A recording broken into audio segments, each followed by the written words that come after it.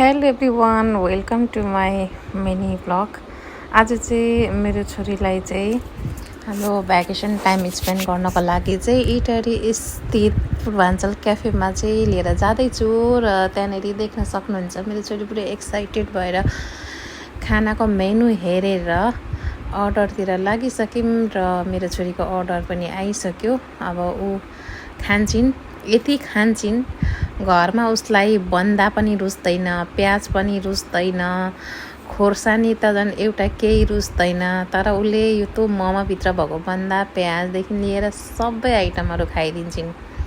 कसको छोरी यस्तो हुन्छन् देख्न सक्नुहुन्छ। अब सब थोक उसको फेभरेट चाहिँ फेरि आलु अनि चिकन उसको फेभरेट। त आलु त उसले जुनसुकै होटलमा गए पनि यो फ्रेन्च फ्राई त उसले नमगाइ हुँदैन। यो नखाइकन उसको दिन त त्यो होटलमा खाएर आएको जस्तै हुँदैन। अनि त्यस पछाडिबाट चिकन चाउमिन पनि आउँछ।